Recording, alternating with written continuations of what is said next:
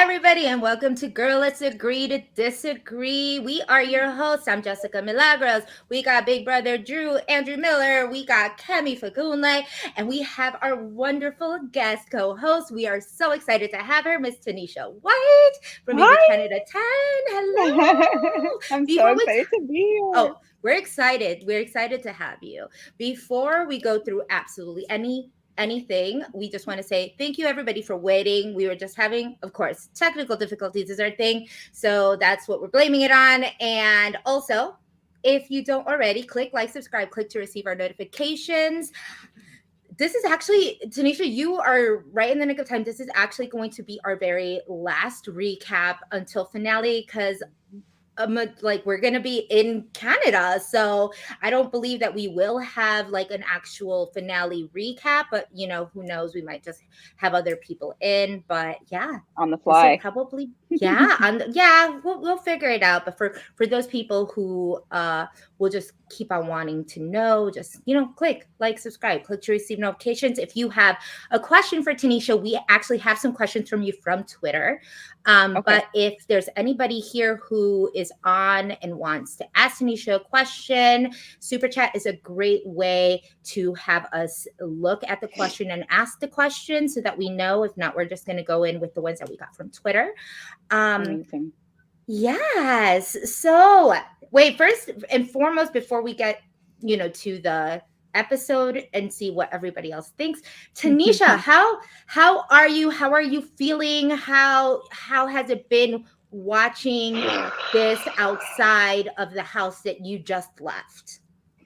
It is so surreal to sit here in my living room and watch the show when just a few short weeks ago it was me in the house. I'm like, what the fuck? I'm sorry, can I curse? Yeah. Yeah, sure. Yes. We are not a kid friendly show here. Tanisha, stop that. Right? You know That's how a many good times I one. got that? Yo, Big Brother would scare the daylights out of me every time. Tanisha. And I'm like, huh. But no, honestly, it's such a surreal feeling. I have a mix of emotions because I hate that I'm on this side. I hate that I didn't win, but I'm also Of so course. happy because I got to be with my daughter again, and that reunion was like everything. It melted my whole heart. So it's a blessing and a curse, I guess. I'm happy to be back home and be back with my baby girl, but I definitely am so sad to be out of the game, especially now watching this shit, and I'm like, ah! Tanisha, I know a lot of people, myself included, it's a little hard to shake Big Brother after you've been through the experience. Oh, What's it been really the is. biggest adjustment coming out the house, going back to regular life? Just that, going back into regular life, just reintegrating back into like society and people, and I get recognized at the gas station and at the supermarket, and out here I feel like in Montreal, Big Brother Canada is not really known. It's like more in Toronto. Everybody knows about Big Brother Canada, like in Toronto and other parts of Canada, but out here it's not very big. But I still get recognized, and it's the most strange feeling because someone will tap me on the shoulder and I'm like, I got my mask on, they got their mask on, and they're like, and I'm like, what the fuck are you saying? Like, it's like it's just strange all around. I've been exhausted. I have these moments where I lay in bed and I feel like I'm still in game mode, so I can't shut it off. And I'm trying, but I'm thinking of speeches that I'm going to say to these house guests when I finally get to reunite with them again, because I got some choice words for a few of them. So just trying to get It back to my happens. regular life. It's very Yeah. natural. That's a very natural feeling.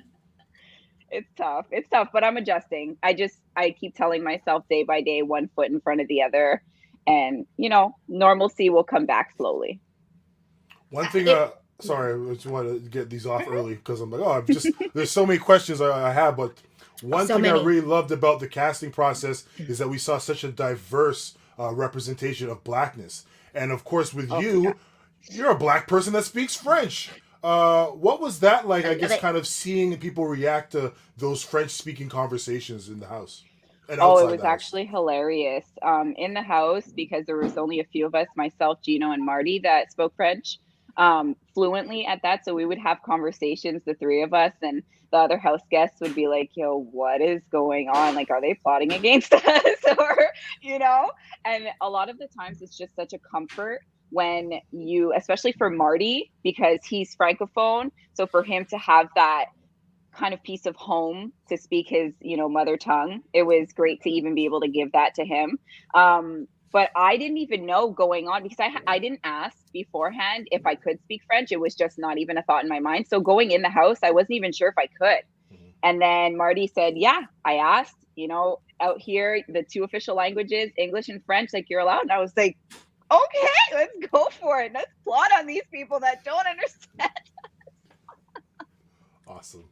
Oh yeah, That's very, so very amazing. What is okay, so before coming in, tell us, like, what's your background with, you know, with Big Brother, and why did you want to go on the show? To be honest, I didn't plan to apply. I had never really planned to apply for the show. I'd watched more Big Brother US since I was like, I want to say 12, 13. And Big Brother Canada, once it started, my girlfriend was like, "Oh, you should watch." And I'm like, "No, it's trash. Like, nothing that comes out of Canada is like really good except for Drake." Like, that's what that in my mind, that's all I could wrap my brain around. So listen to this. So then I watched I think it was season 5 of Big Brother Canada, and I was like, "Holy shit! Okay, now I see what everybody's talking about." And then I watched all the other seasons and realized, okay, there's some really big players here in Canada. But before all of that, I never thought about applying. It was literally on a whim. I was here at my house with one of my girlfriends doing a little content day, and we were a little tipsy. And I said, "Hey, you want to just do a casting video, an audition tape for Big Brother Canada?" And she's like, "Yeah, sure." So we had our drinks, we turned the camera on, and we just went for it. One take wonder. And my daughter was in the back making mad noise. It was like a zoo. It was just an absolute mess. And I didn't hear anything back. A couple of months later, I was barbecuing outside, got the phone call, and I'm like, dropped the burgers on the floor. Like, it was just like, I thought you guys forgot about me. But yeah, I got it, and I was ecstatic. And I never thought in a million years. Damn, that's a great casting story. Like, with my girls, fuck it, let's turn the camera on. Let's just do I it. like that's one of the best casting stories, because it's like you literally got cast for being yourself, versus like there's so many people who apply so many times and they just like talking to the camera like, "Hi, my name's Kemi, I'm 25 years old," and blah, blah, blah. Robotic almost. Right. Yeah. So that's cool. I love that. I love that. Oh my gosh. So TYNESHA, we've had your season has been a very tumultuous one, but like one that has been just, it's been a lot of flipping, a lot of alliances, a lot of you know, a lot of promises, a lot of lies, a lot of a lot. I think this is a lot. This is a lot of gameplay that I've seen, you know, on the show, that, you know, where not one side, there is not one clear side. There's just a lot of people going back and forth, right? So, in your opinion, going into the house, and actually you were one of the people that everybody thought was just like this big, massive threat. You were running the whole game, girl. Did you know that you were running the whole game? I can't help but laugh, just because I would love to take the credit for that. I mean, thank you. I am flattered, but absolutely not. I was just being me. I literally was just kind of, you know, I would go into the Expedia room and sit there on the couch and be like, I have no fucking idea what I'm doing. And so to me, it's mind blowing that people thought I was such like a mastermind. And I really went in with I just want to charm the hearts like of everybody in the house and cook and be the mama bear, which is exactly what I did. And I'm hoping that will keep me around. Like, I'll kind of float under the radar a little bit as like she's not very threatening, but also I wanted to have like a social aspect of the game as well, so that I could get in with a couple of people in the house, and maybe win a challenge. I mean, a competition here or there. But I didn't have any really big like master plan like Kevin. But you were, well, yeah, Kevin with the master plan, but you were also like, I apologize if you can go through all of the alliances you were in, because seriously, everybody was just, there was just so many alliances. There were alliances left and right, you know. So I know you were in a few. We knew you were in Savage Seven. Mandems. You were in the Savage Seven. We had our little thing here. Yeah, and you were, girl, you committed. You committed. You were the only one during evictions that was like, and yes. And then I would go on and I'd be like, guys, did you do it? And they're like, oh, I forgot. And I'm like, we're supposed to be an alliance here. So there was the Savage Seven. There was the Mandems. So we had this for the Mandems, me, Helena, Betty, and Summer. Then there was the siblings later on in the game with myself, Betty, Summer, and Jess. And I mean, that's all that I was a part of. And then there were the other, you know, the other ones that were around the house that I didn't really know. But the one alliance I think that disappointed me the most was the Savage Seven, because I felt like we had control. We had the numbers. We had a good amount of people in there that were good at certain things. Like, you know, Gina was this like physical specimen. And then we had Herman, who was like the comedian, but really funny and really good with everybody. And then we had Kyle, who was very, very smart and knew a lot about the game and the ins and outs. And myself and Summer, you know, like, we're the baddies, like, you got to have us. And like, I thought we were going to be able to like take over. And I couldn't believe by week 3 that it literally shattered at the hands of Kyle. Like, I think that if we could have gelled together better and that the situation with Moose and Kyle didn't happen, then we literally could have taken over the entire game and I wouldn't be sitting here. No, one thing about well, we had Melina on the show, and we asked her about microaggressions and any issues in the house. She said that she was not privy to any of them because she was obviously wasn't there as long as you. You know, I think a couple people in the reality community within this even space here can speak to microaggressions. But did you experience any microaggressions during your stay on the show? I mean, there were a couple of instances. I mean, even directly with Big Brother, there were many times where I had to correct Big Brother on the spelling of my name itself. And I was like, you know, there's only one E in TYNESHA, not two. And, or, you know, people calling me a name that wasn't mine, the situation that happened with Jess. And we squashed it, by the way. I know everybody's waiting for the tea. I can go into detail a little bit more about that. But apart from that, on my end, I was okay. Like, I didn't have anything that really, really stood out or that bothered me so much. For example, Summer had the situation with Jess and Jess touching Summer's hair. And I've had that outside of the house many times. And it's just very invasive. And it's like, why are you touching me? I don't know you. Like, you reach over the table and grab my hair. And it's just like, those situations have happened to me in real life. But in the house, I was okay. I mean, yeah. You know, a lot of people will say that some things that happen within the game are just game. What's your take on, I guess, the statement saying, "Oh, this is it was a game move. There's nothing personal attached to it." Can you separate the game from the personal aspects? I think that what people need to understand is, yes, it is a game, and there are game aspects that you have to be able to separate from personal. Sometimes, though, the lines get blurred. And I think that there were many situations where I personally felt like the lines got blurred between game and personal. For example, with Helena and I think that there were just certain things that I saw after the fact and after I came home that I felt like were unnecessary and I don't think are game related. So for me to walk into a room or walk out and you're rolling your eyes and you're just like, you know, just talking shit like about me personally, like that is not gameplay. That is just you being a rude human being. I don't do that to people. Like I'm a very nice, kind-hearted person, so I wouldn't do that just for TV anyway. So I'm thinking also, okay, maybe it's for show, or for her to go into the diary room and say, "Sorry, Sienna, but I'm evicting your mama." Like, that is not part of the game. You knew damn well that you were going to vote me out, and that's fine. Own it. take it, make your decision, evict me, but don't bring my kid into it. And there were a few other times where even I felt like Marty was trying to use my child to get close to me. And it's that stuff is not game related, you know?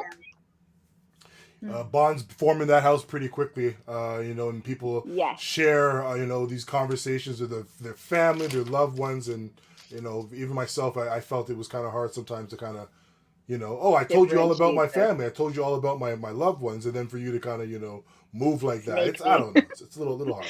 It's a little hard. Yeah. And I don't think that everybody has the same mentality and the same type of morals. Like other people are okay with doing that to someone and then going to sleep at night. And I know I personally can't do it. And maybe I wasn't really cut out for the game in that sense. So there's a thin line.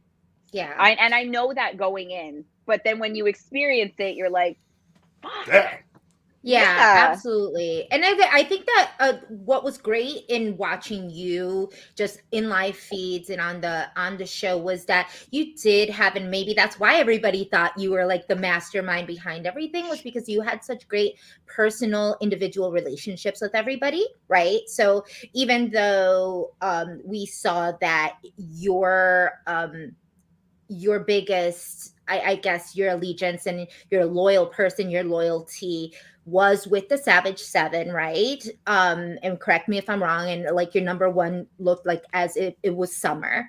And that was like, right. So we knew that was your thing. That's where you were going. But then everybody else thought it's like, TYNESHA, we got to get her out. Like she's running the whole thing. She's doing this, because you were just like so great with talking individually with every person that if you weren't talking game with them, which you were only talking game with like Summer and right and the Savage 7, that they were like, oh no, she's not talking game with me. She's talking game to everybody. Do you think is there anything that you wish you would have done differently, like knowing that, like coming, like seeing absolutely it coming in? For sure. I mean, I'd like to say that I have no regrets, but it's in a game like this when you're put into this pressure cooker and these situations and you try to react on instinct and you try to play the best game that you can and you come out and then you reevaluate. Like I would sit here in my living room and go through each day and be like, what did I do each day and who did I speak to and why didn't I do this way and why didn't I spend more time in group settings or why didn't I, you question everything. Oh, Hamza, thank you. Like Hamza, our boy Hamza. Hey, Hamza. We'll see you next week. And yes, Hamza says, T, you were great. Thank you so much. But yeah, I think that I would have played harder and I should have left that nice girl at the door and that leave her at the door. Everybody knows who you are in real life. And they know that if you're going into this game and you have to alter your character a little bit in order to win $100,000, they will understand. But I think at the back of my mind, I was so worried about getting out of character and then coming out to this weird world that like hates me because I did these terrible things in the house. That also plays a huge part in like the moves that you make in there. For someone with a conscience like me anyway. So I'm like, do I want to be snaky? Do I not? Should I have done this or talked to this person or said this or lied? Maybe I would have gotten a little further, but at the expense of what? Like my dignity? No, I'm okay. That's the hard part. I mean, that I think that's kind of and we'll kind of like go into this this episode because we're going to talk about all the dignity right now from this final 5. Let's get through it because I want to pick your brain, TYNESHA. Like we saw last week, we recapped the the triple eviction, which for us was like absolutely insane. I know that you probably had your feelings about that, right? I'm sure you were very emotional kind of seeing everything play out. Did you at all expect that was going to happen? No, not in a million years. I mean, yes, on the Marty Gino part, but Summer, I mean, come on. I couldn't even, I was this close to messaging Josh's boyfriend and being like, what the is wrong with him? Like, are you serious? I had to hold it together. I was throwing my pillows at the TV. I was so upset. And to think that we literally did everything possible for Josh to stay in the eviction against Steph that week. We did everything. Summer and I were like, we were going. It was like 24-8. We were just like getting those votes. And then you turn around and you put her up and then try to like throw her under the bus while you're at it with Betty. It's just, it wasn't cool. I was so pissed off. I couldn't even sleep. Oh boy, I could just imagine. I'd be just as raging mad. I saw it. We were probably watching it. And I was just like, what the hell is going on? What is happening? Why is this happening? Like, I guess in our question, and I see from the comments, some people have actually asked this too. What is the mist that Kevin has as being he's in the final five? He is running this game. I said in the beginning of the season, he's not going to be able to manipulate a finger, but obviously he's running the whole game. I stand corrected. My mouth is shut. Nobody saw it coming. They still, at this point, and we'll talk about, the episode, but now is when Betty and Josh are seeing that Kevin is running, is manipulative, and is all of these things. But you all had a chance to vote him out against Melina. Why did you all choose to get out Melina? And I remember in the episode, because we didn't see live feeds, but in the episode, it looked like you were like on the cusp. You were like, I see the Kevin thing and I want Melina to stay, but what am I going to do? So tell us, like, what did you see Kevin as? Like, why is everybody so mystic by this man? You're right. I was right in between. What should I do? I knew that there was something up with Kevin because he was very, I don't know, there was just something about him that was off and I couldn't put my finger on it, but I said it to a couple people. Summer, for whatever reason, was like, no, like he's good. Like, we're good. We could trust him. And I'm like, I don't know. And then in the HOH room, I said to Melina, like, listen, there's something strange about this guy. I can't quite put my finger on it. And I think that at that time, I just didn't want to go against the house and paint a target on my back by being one of three. I think there were 2 votes against him that week. I just didn't want to take any heat at that point in the game. It was too early, but I knew there was something off about Kevin, and I wish I would have stuck to my gut instinct and maybe try to like get everyone to vote him out at that point.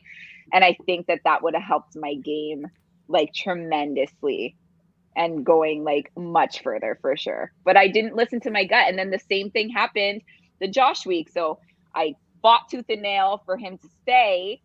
And then I come to find out that he was canoodling with Kev in the pantry about this vote to get me out, but for him to not look like he had anything to do with it. But you knew, bro, you knew. So these are things that like, they keep me up at night. They haunt me. That's the one thing about Big Brother is that the whole experience lingers far too long. And then more people meet after even alumni weekend will be a whole thing like, tell us about your game and what went wrong. And then you have to kind of relive all of these like, moments forever. When does it end? Can you please give me like some hope? It doesn't. It doesn't. Girl, did you just look at all of our faces? Because we were just like, Kemi, tell me it ends. I am definitely the wrong person to ask.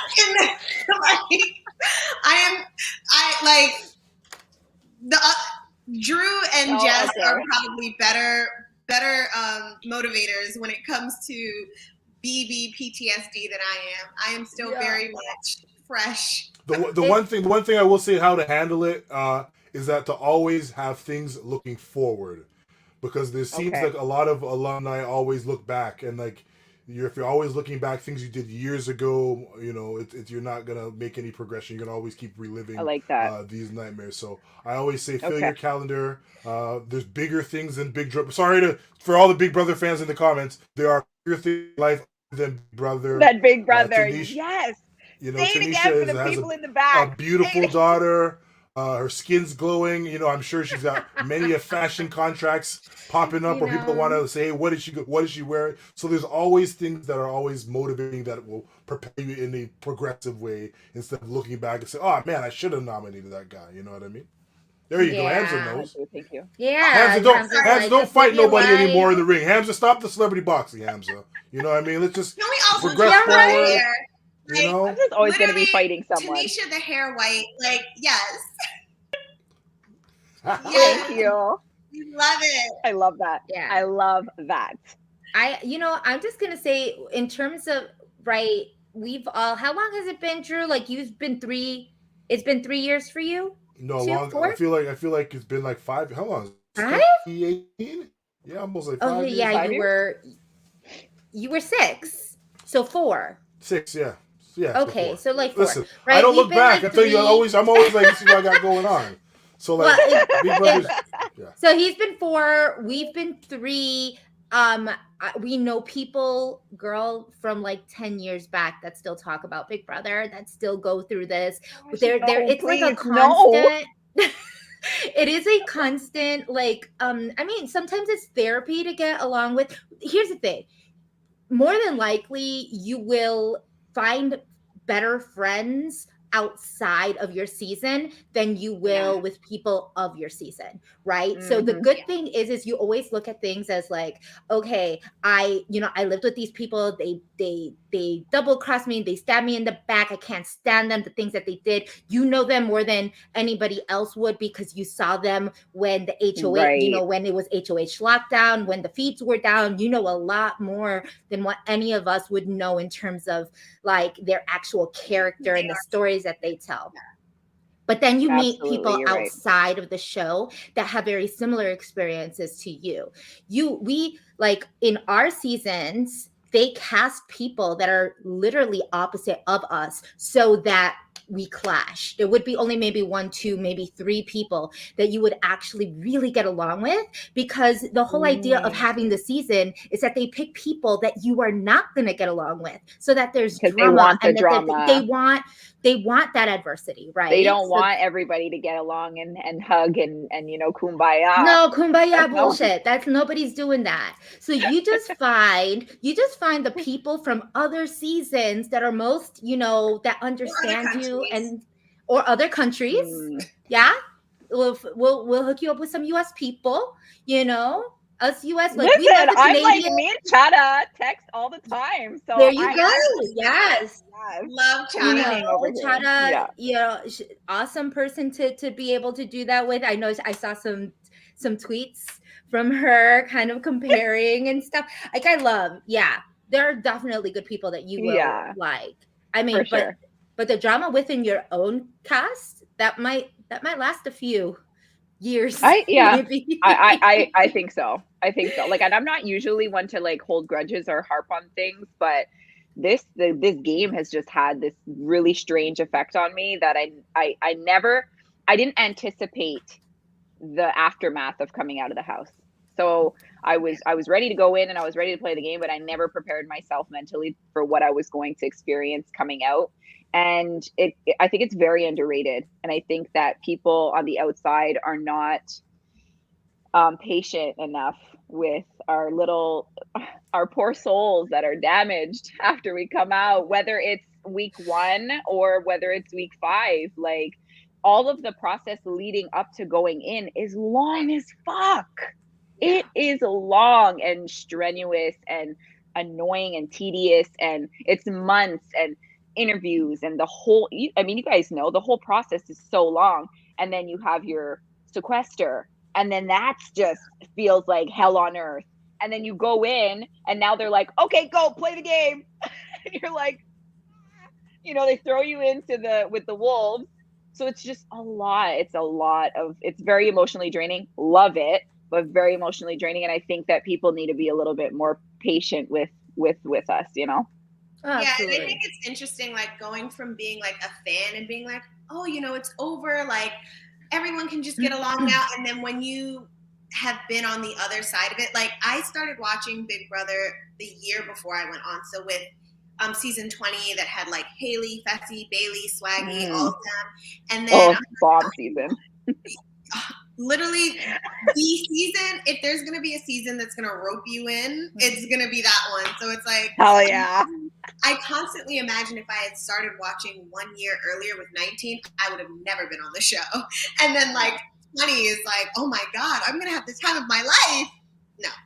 So like I know, it's like right. So it's crazy thinking like, I remember seeing what was it? The Hive and being like, oh, I hope they're all friends now. Wait, so-and-so's not following so-and-so. Why can't they be friends? And then like going on myself and being like, there are 8 billion people in the world. If I never see those 15 again, I will be completely fine. It will be A-okay.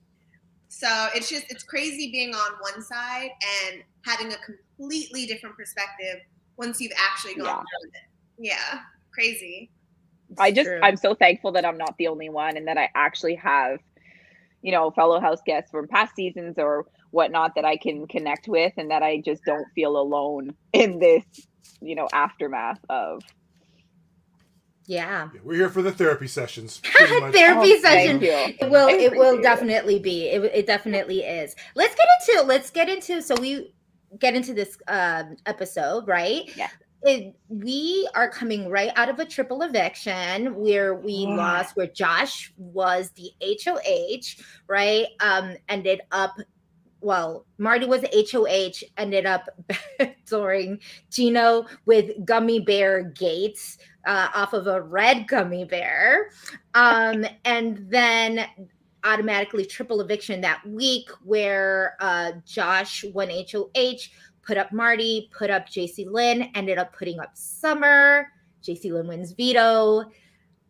Josh then puts up Betty. Hot mess everywhere. Summer and Marty end up leaving. So the 3 casualties are Gino, Marty, and Summer. I know it was a wild one. This week comes in and we kind of see this whole week, we kind of see kind of the aftermath of what was going on, just kind of the behind the scenes, like during commercial breaks of like, of Betty's just dismay and, and Josh doing what he did and lying about, Summer wanting, Betty out and all of this, just like throwing her under the bus, and JC Lynn not wanting to keep Betty, like wanting to actually keep Summer instead of, instead of Betty. Wildness. Tell us, like, what did we all think now coming into this last eviction episode where, JC Lynn leaves, so she is out. It was a lot of back and forth, but Betty, I guess to overall sum everything up is that Betty and Josh just now realized that Kevin has been running the house. Let's talk about this.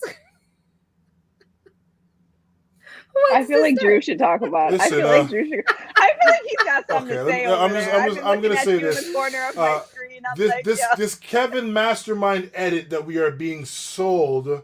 Are you guys buying it? Are you excited for this Kevin victory? Lead up, because it seems that this is what production is kind of pushing the audience towards. That I'll agree with that. And at this point, I feel like if not Betty, then I'm going for Kevin to win. Like, just because of because I know, and it's a little surprising. I surprise myself when I say it, but I think that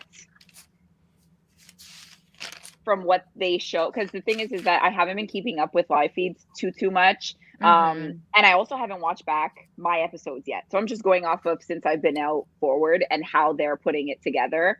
From what I can see, it definitely looks like he's got his hand in all types of cookie jars and he's got a say in everything that's happening.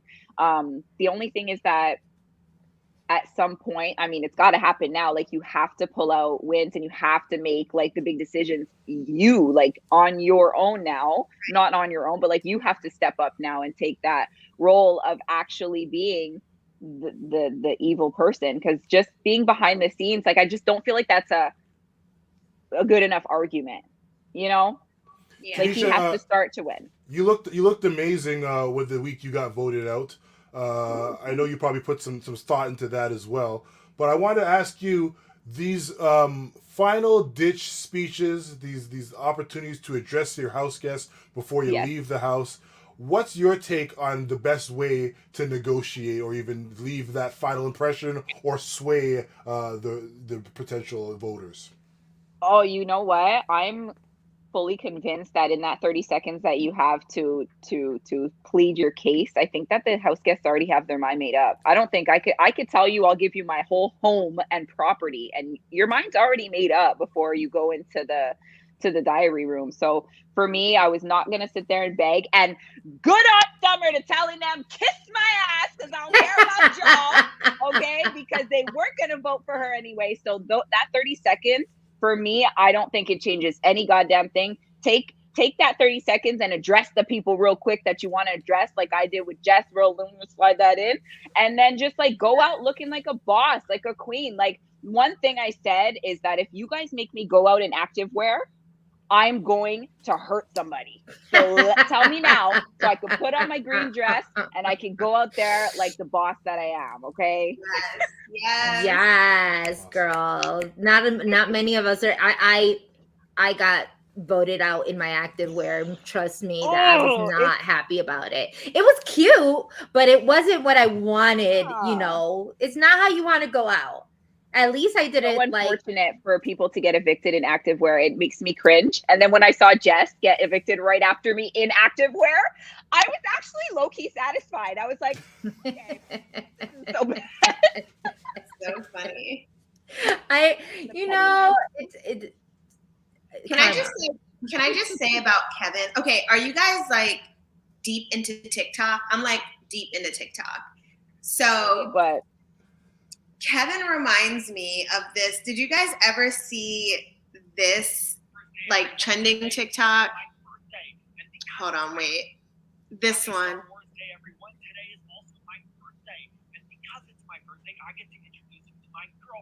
Happy Star Wars Day, everyone. Today is also Happy Star Wars. Not to be violent, but like I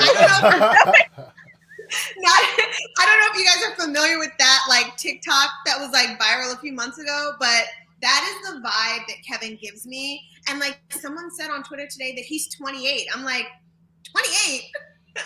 There's no way. 28 and not actually married. Like, I don't know. There's just such strange things about this guy. Like, why do you have to lie and say you're married? What does that change about your game? Can I know?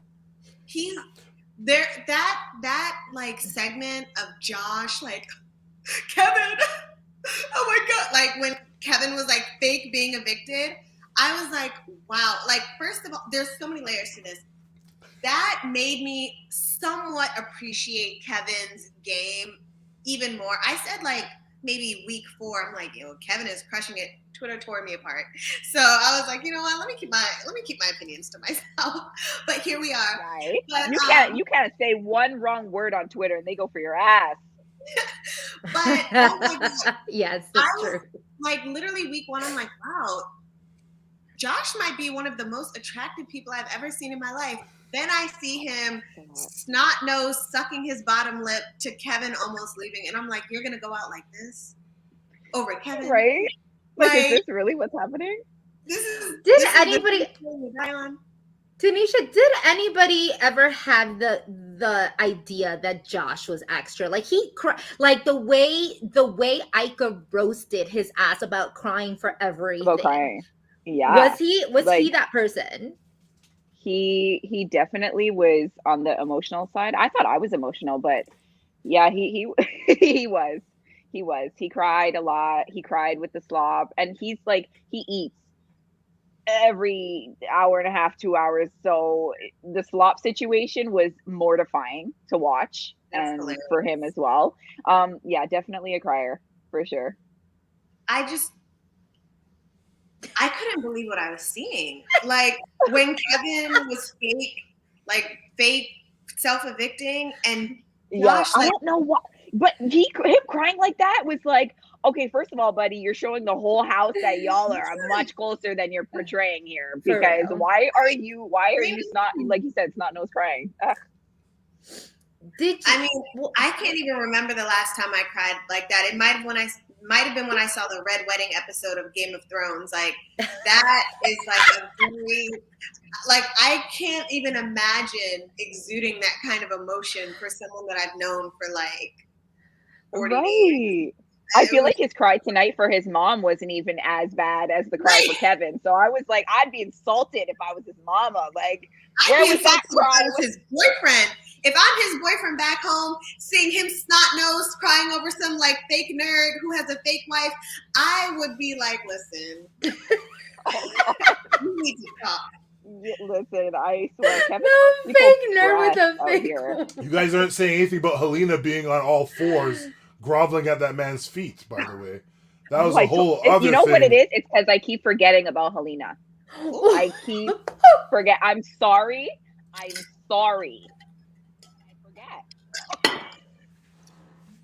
All right, good night. Bye. We ended it. Oh my God. No, well let's kind of dive into that a little bit because Helena was actually an ally of yours. She was part of the Mandems, right? Right. I remember a specific moment where Summer was trying, like it looked like TYNESHA was the one who was keeping it together. You were keeping Mandems, well, Summer too, but Summer felt like maybe she didn't have the same connection with Helena as maybe you did with her or whatnot, because I remember there was an Expedia moment in the Expedia room where she looked back and she said, how can I have a better relationship with you? And you kind of looked and it was kind of a moment, right? What was the overall feeling that you all had about Helena? Because as you probably know, and I'm just stating kind of facts, this is not for me to it's not a Helena bash session, but she is known to be a rat. Her and Kevin are playing a rat game. Look at Drew. He waits he's taking notes. He wants to see. He wants to make sure he's taking notes. Kemi too. They take notes and they try to throw it against me. So I gotta listen. Helena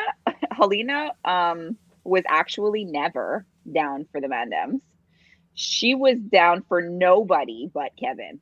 And I later found out that day 2, I want to say, or maybe even 3, or after we had created Mandems, she went right back and told Kevin. Like every single conversation that we had, she would go back and report it to her boss. Her boss. So I just never really had like that trust for her, which is why for me it was an easy decision to tell Jess to put up Helena over myself. Like obviously Helena or Kevin or Gino. I mean, take your pick at this point, but just don't put me up. And then it ended up putting me up in the replacement. But Helena, I think, was never really, was never down for the Mandems at all. Like she said it. She openly said that she felt like she was at the bottom of the totem pole, which she wasn't wrong, to be honest. I mean, I'm sorry. I don't know if this is coming off mean, but everything that I've seen since, I'm like, you. Yeah. I feel like if it's the energy. Obviously, what you're providing for us right now in terms of kind of really putting it together is the energy that's in the room, right? Because that's one of the things that we can't see. And we're constantly talking about it in like when we do recaps with other people, something that we tell the people who are watching in the chat is that's one thing you can never gauge. You can always try to figure out where someone's going to go, but until you're in that room and you feel it's like this energy, why can't I get along with you? Why don't we like mesh? What's wrong with this picture?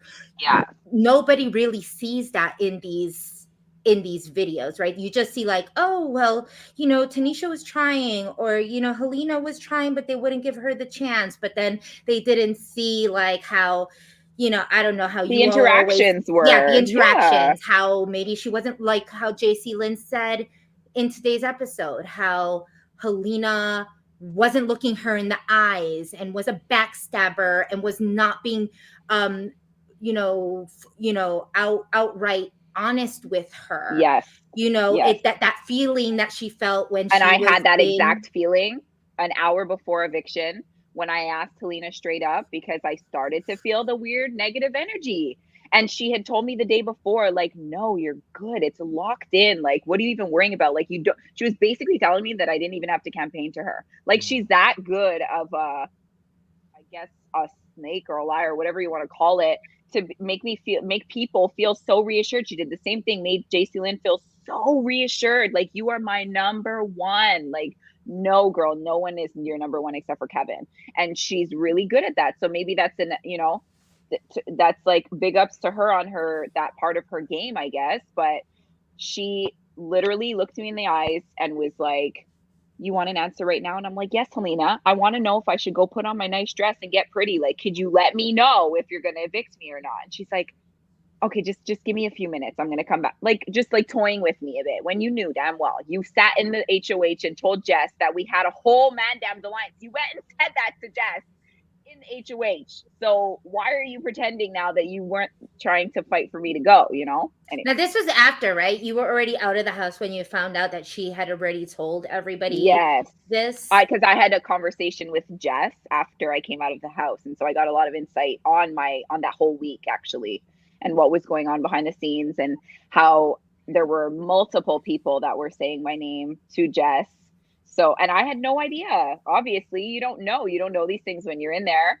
And yeah, I think that it's one of those things like, okay, so Helena had mentioned in the episode that, you know, she gets to do, like, she does whatever she wants. You know, she gets to say whatever she wants. She feels like maybe that she's playing, you know, her and Kevin are making these moves together. She is, you know, she's making these, I mean, and she's been with him since day 2, right? So they have had quite a bit, like they've been hand in hand. Like she cannot make the moves without him telling her what Gino and them are saying. She's not able to, you know, he's not able to do whatever until she's telling him what you all in the Mandems and the girls are saying and doing, and then they put it together. Why would you think that Helena is getting more of that of the bad rep than Kevin is? Kevin's looked at the mastermind. Helena is being looked as the follower, as the one who's not doing it. What would you say? What would you say to that? That's a really good question. That's a good question. I think that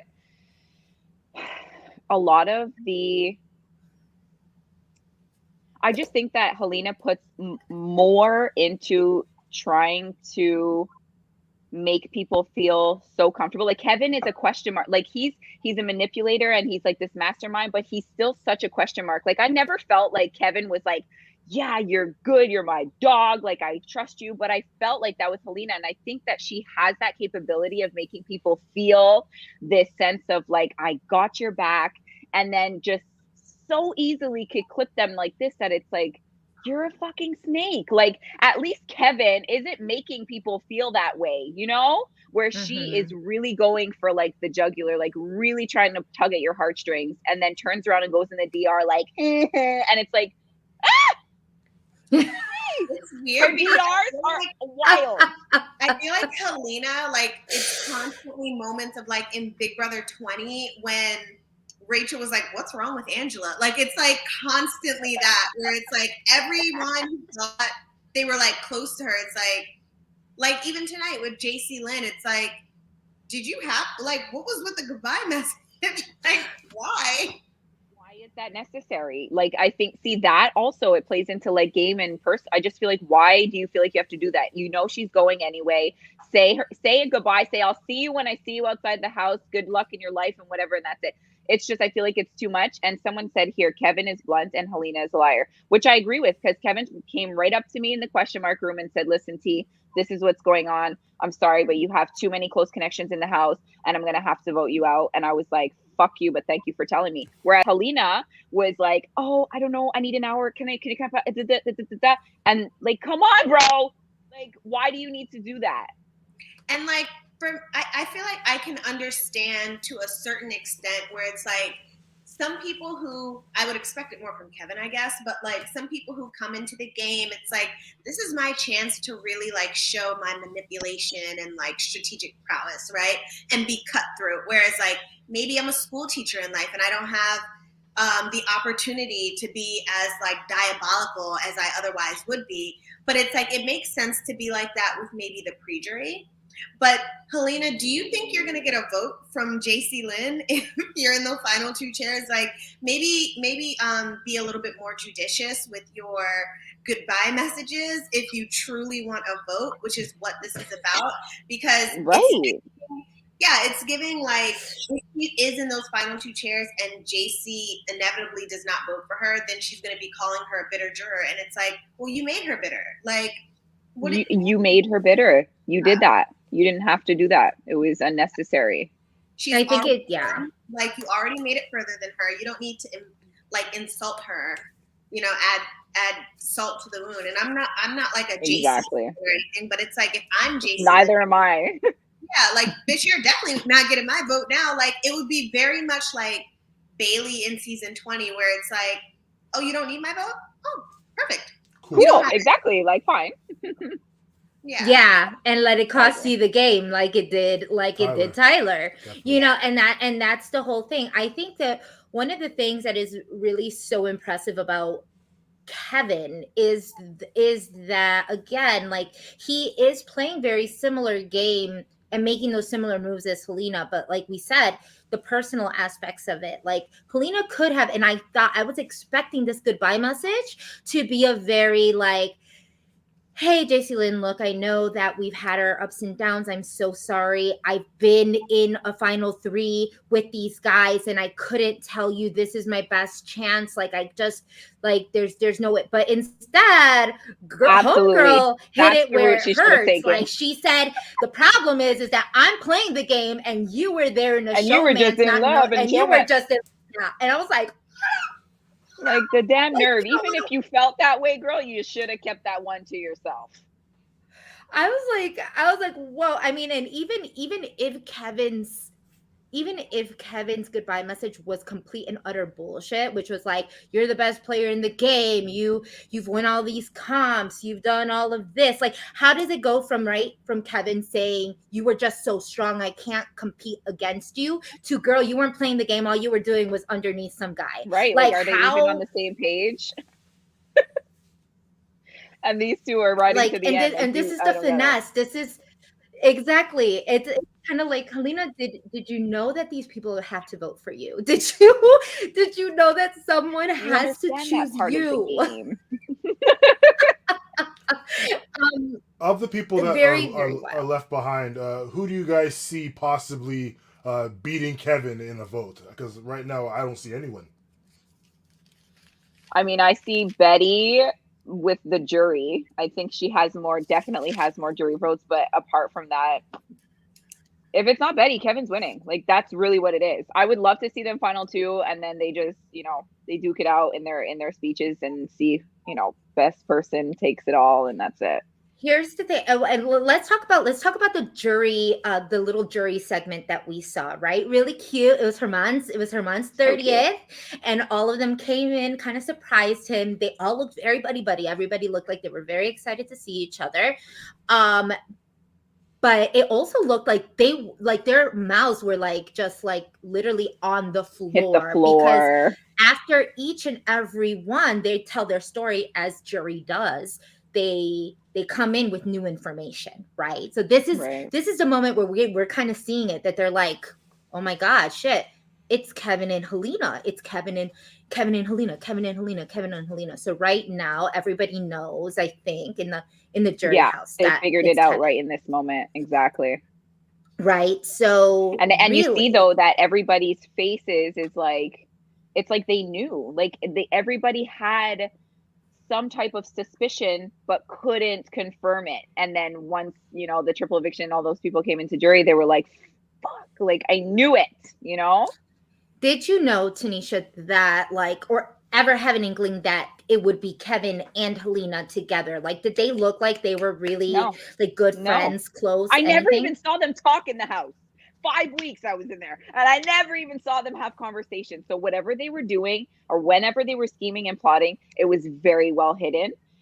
Either it was very well hidden, or I was literally just an airhead that couldn't see that what was happening right under my nose. But I think that that's what makes it so amazing, is that nobody would ever suspect Helena and Kevin. Like you said in the beginning, Kevin, like you look at him and you're like, who the hell is he really gonna, you know, mesh with? Like, he kept telling me that he couldn't find his footing. He didn't know about the game. He was like, can you be my mentor? I was like, is this guy off his rocker right now? Like, he would literally say this to me in summer, like, I need you guys to help me. I feel so lost in this sad world of Big Brother. And I'm like, okay, he's clearly a genius. That. Like, I love when people are like that in these games, like kind of like Derek X from last season of the US one. Like he like kind of did that a little bit, and like I just love it because there are only certain people who can get away with doing that, right? Like, that's true. Yeah, like honestly, like perception is a lot. So it's like if you give like quirky or like nerdy energy, like there's no way that Summer is getting away with that. Like that's not happening. No. There's no way that like Gino. Yeah, like it's not.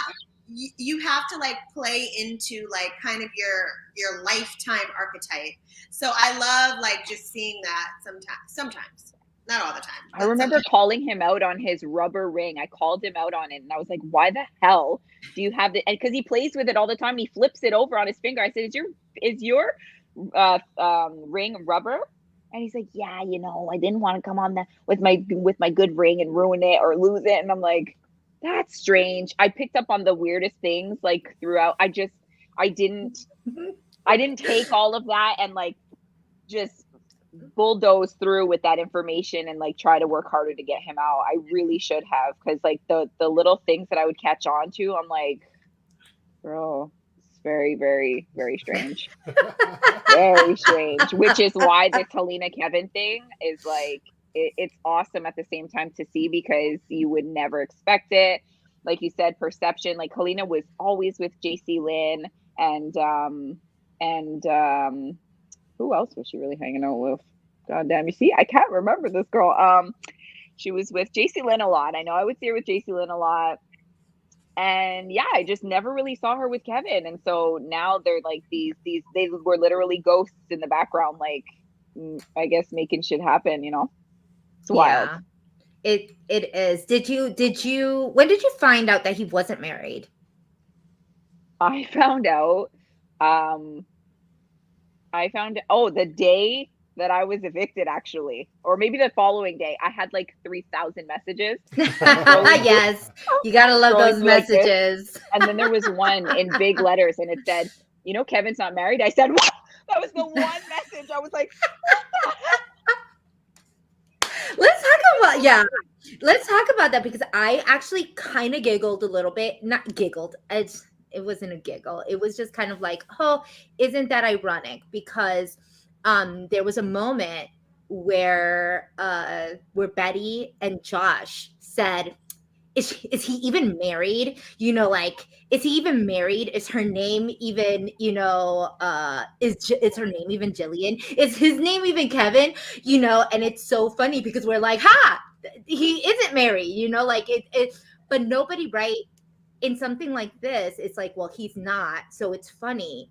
But last year in Big Brother 23, we had a situation where Tiffany thought that one of the girls didn't have a girlfriend, you know, didn't have a significant other, and she was completely roasted for even thinking that. Oh, how how rude of her or how this, that, or the other. But it's like, it's part of the game. I feel like that is free range for you to think these things, because it is a game of manipulation and people lie to you. They lie to you. It's like free range to just. I'm just trying to understand it. Like, what do you gain in the game by saying that you're married when you're not married? I'm just trying to understand that. Exactly. You know, what does that do? That's my big thing, Tanisha. Like, people run rampant with things in the house that are just like, it doesn't, like, what's the end goal here, you know? Like, I remember my season, I like casually mentioned that I was allergic to apples, and when I get out the house, she's not even allergic to apples. She was lying. I'm like, what? People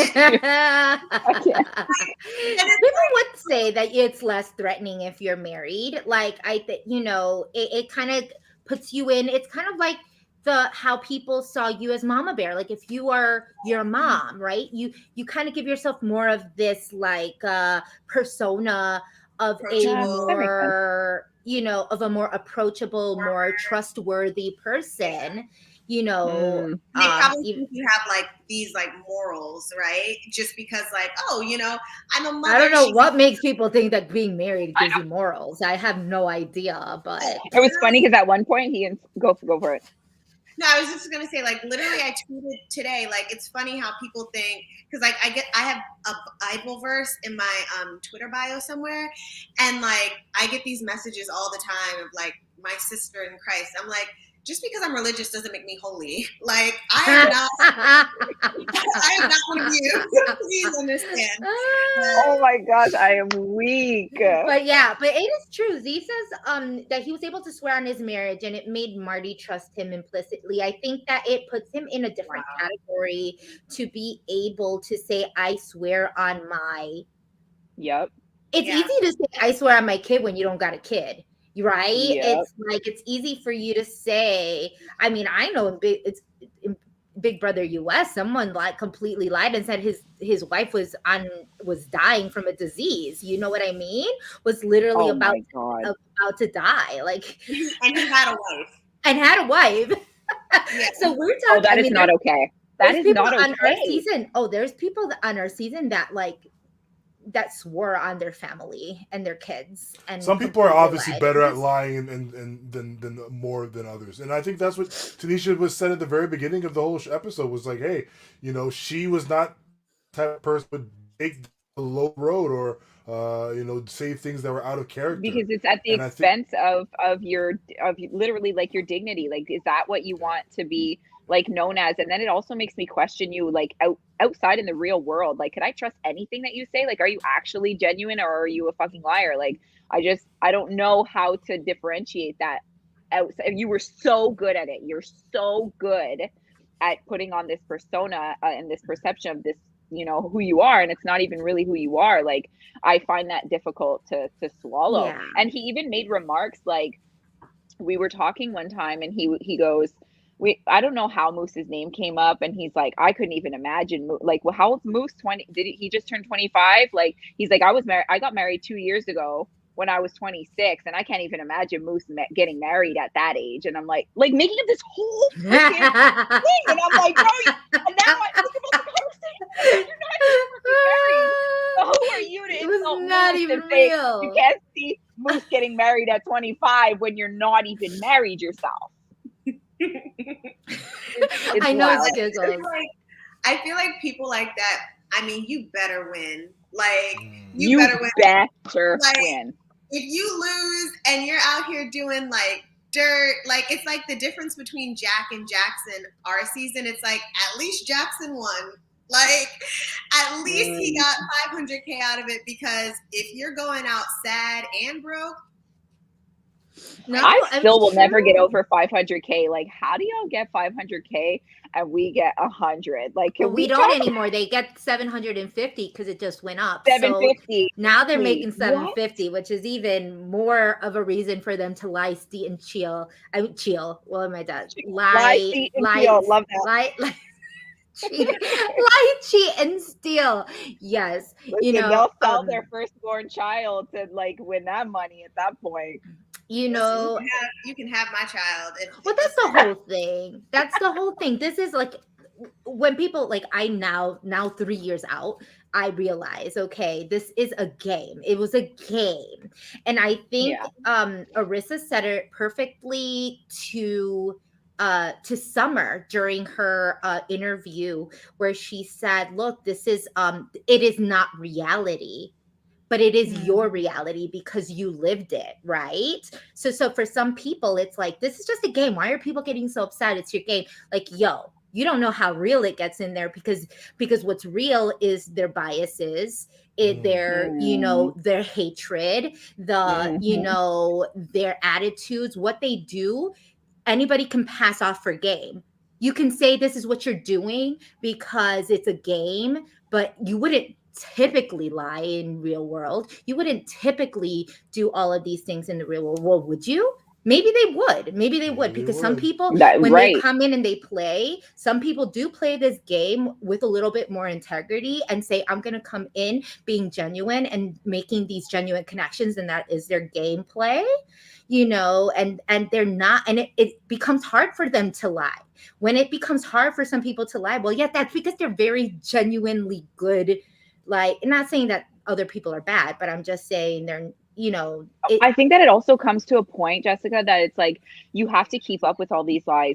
Me personally, like I have such a bad memory. I can't remember what I had for breakfast this morning. So for me to lie 7 different times in a day and then have to remember these lies and then continue the lies the next day, and then to keep, I'll eventually get caught. Like someone's going to catch on to me and they're going to be like, this is not adding up, you know? So that also comes into play as well. Like you got to remember all of these damn lies. That is like, that's exactly what I was going to say. Like, I think the biggest difference for me when people are like, oh, it's just a game, like, it's not like we were filming like The Bachelor. Like the cameras never go down. Like there aren't like, you know, we mic ourselves up every day, but you know, the cameras don't come out and it's like, okay, I'm on camera, let's start filming. I might be able to act a little different. Like after about 3 days, no matter how you were acting on day 1, the real Tanisha, Kemi, Jess, Drew, the real you starts to emerge. So if you are a shitty ass person in real life and like you are like the jolly cheerleader day 2 through 4, you know, by day 17, like that's true. People don't know who you are. Yeah, like the and like I feel like that is like the biggest part that a lot of fans don't realize, that there's such a difference between a show that has cameramen and these like kind of like hidden camera type shows, because not only does it capture everything, but like you're either, if you can be on 24/7 for 100 days, you're a psycho. I'm sorry. There's no way that you pass the psych evaluation. Like it's really weird. It's impossible. Like this is literally who you are. Yeah. And you see that with Kevin. I mean, not the psychoness of it, but you even saw it with Kevin in terms of how he stopped, like in the beginning was, I don't know what I'm doing. I have no idea. God help me. And like, I don't know, day 30, he went and was talking about how, you know, there's, you know, that people get rated, and then he all of a sudden he knows about Rob has a podcast, and all of a sudden he knows about, you know, all these things that, you know, only super fans would know about, you know, and he knows things about the game, and you're just kind of like, you stopped pretending you didn't know shit for, you know, like that didn't take too long. It didn't exactly. I mean, or at least he was just saying it to Helena, which at that point I'm pretty sure already knew that he was you know, that he was a good game player, you know. Right. I didn't imagine that he wouldn't. We have a couple of questions for you, Tanisha, from Twitter. Okay. So I guess the first, well, I guess you may have already answered some of these, so let us know, right?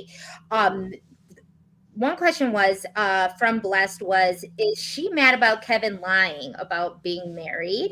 And has she seen his intro package? If so, does she think he's playing the game he said he would? Did you get to see anybody's intro packages? I didn't think. No. Because he came in hot. Like he knew he was gonna manipulate, lie. He said he would campaign against his mama. Oh yeah. That this was his whole thing all along. He said, you know, he would campaign against his mother if he had to. He was gonna lie, steal, cheat, manipulate everything. His intention was to lie about about being married. He was gonna lie about knowing what he was gonna do. He was really gonna just, you know, this is his gameplay. This was in his bio. Okay, no, I didn't see that. I hadn't watched anybody. I watched my own. It was so cute. Loved it, but didn't watch anybody else. And no, I'm not upset about him lying about being married. I just thought it was fucking weird. Like, I didn't see the point in it. But now, having this conversation with all of you, I realize how it could have, you know, helped his gameplay. I get it now. But no, I'm not upset. I don't care. You could be married or not. Could care less. Yeah. What is the most surprising thing that you found out since you've been out of the house from your house guests? That Josh is a doctor. Like, this guy said he was a marine biologist. Oh, is that what he said? I thought he was a student.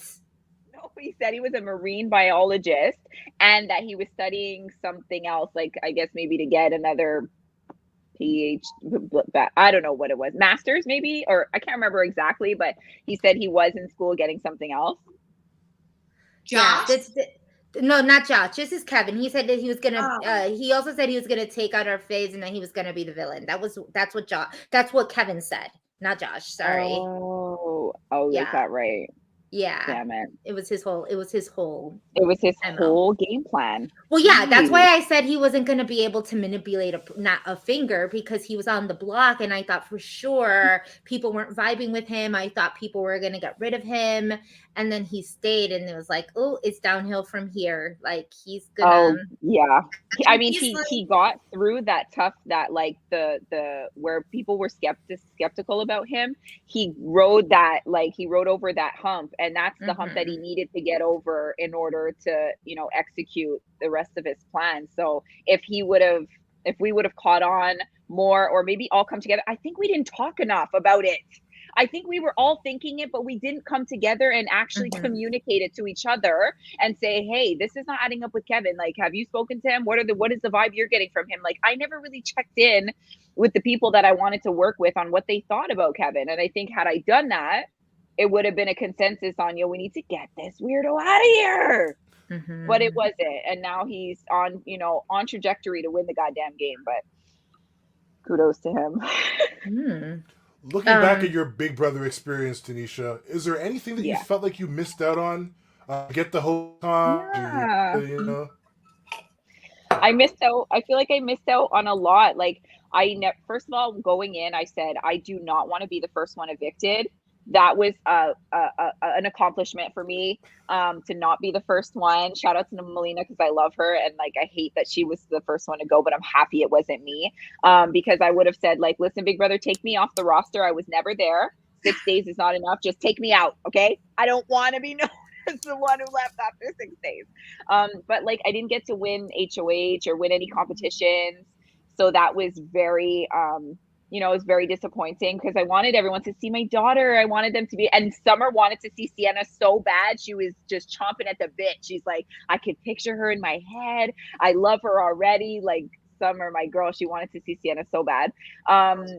Just to be able to have that moment where you're in the HOH and people are kind of groveling and, you know, giving you all this information and just feeling like you're in your queendom and having that, you know, just being on top of the world.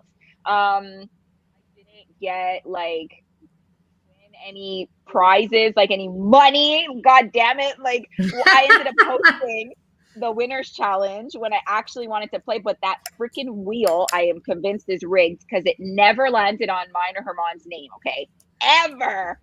And we were convinced that it was rigged. Like, Big Brother just didn't want us to play in the vetoes. So like, just not winning, and not like, I wanted to get to a point where I was in the house long enough to be able to get the messages from home. So like tonight, if I would have seen Sienna or my dad behind that plexiglass, like, that would have been TV worthy, okay? I swear to God, I probably would have fainted, bawled my eyes out, the whole thing. Like, I would have had Canada and just in tears, absolute tears. So yeah, I definitely feel like I missed out on some stuff, but the overall experience is one for the books. I met some amazing people that I'm going to be friends with forever. I know that for a fact. I made great connections, and it was so much fun. Like, there's a lot of things that go unseen, like that aren't put in the episodes, but we had fun. We danced, we boogied, shake a tail feather. We stayed up, we laughed, we pranked each other. We just did the most. And that was the best part about it for me, for sure. That is beautiful. And yeah, that the family, like this episode, yo, I mean, I ain't gonna lie, I shed a few tears. I was like, each and every person, with the exception of Kevin's wasn't really that exciting to me. Maybe it was because he wasn't crying like everybody else. It was I very feel like his reaction was underwhelming. It's like he almost I feel like he was more I feel like he was genuinely more excited to see Marcia the Moose. That's how I felt. Like there was more excitement in his voice when he went into that secret room and was like, "Oh my God, Marcia!" Yeah. When he saw his girl, he was just like, "Oh, hey. Oh, hey, Jill. Hey, Jill. Like, how's it going?" I'm like, wait, not like where are the tears? Where's the Josh? Kevin didn't give a rap. I wanted him to be like, like Josh, like Helena, like all of them. I just wanted to see the tears. I wanted to feel that emotion. And I was like, where maybe he was is still it? too much in character. I don't know. I know that he's like the villain and he's playing himself up as the villain, but I actually genuinely like Kevin more when I see the vulnerability in him. Like he's only cried like maybe 2 times, and it's been I feel like, well, is the game getting to him yet? Is it becoming difficult? Has he made those connections, or is he still this like cold-hearted ass, that is just saying, I'm still gonna lie, cheat, manipulate, do all of this stuff? Like, or did something actually get to him? Is it hard for him to let go of Josh? Has he made that serious? Like Helena had said, you are like my best friend in this house. Like this is like, it's me and you. Does he really feel the same way, or is he playing the game when he says yes to her? You know what I mean? Yeah, I feel you on that. I think that I don't know, maybe he feels like if he breaks out of that character, like it'll just kind of set him off. Like, I think that he just needs to just do it the whole time in order to succeed, type of thing, because he probably does really miss home or really miss Jillian, but he's so in it right now, and now is like the final stretch. Like, you can't let that get to you, or else it'll screw your whole game up. So I think that he's probably just trying to like hold on to this like character that he's portraying right until the minute he walks out of those doors with that money, if that's how it's gonna go, Yeah, I wanted to say to Courtney, like, I just said it because this is very much of a we obviously know that is the real Jillian, but it's just funny because we're dramatic as hell. It's called sarcasm for those people watching. Yeah. Who do we think? Okay, so we're down to final 4. It is Betty, it is Josh, it is and it's Helena and Kevin. Betty right now cannot play in the HOH. We don't have, does anybody know that we would have already gotten spoiled by now had we had already known who the HOH was for this. We're surprised Hamza hasn't said anything. Why hasn't Hamza like spoiled us? I'm like looking into it right now, trying to see. Kemi, check to see why Hamza hasn't spoiled us with who the HOH is.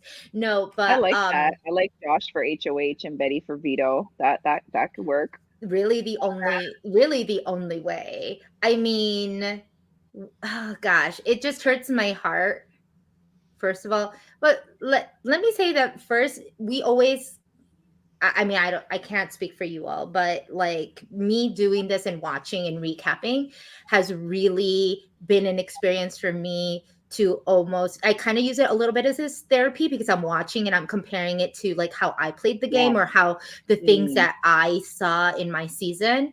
And I got a lot of shit coming out of the house because people said that I didn't get that there was this big major alliance within the first week of the season. Like this majority alliance came to life and was literally a big alliance until I broke them off.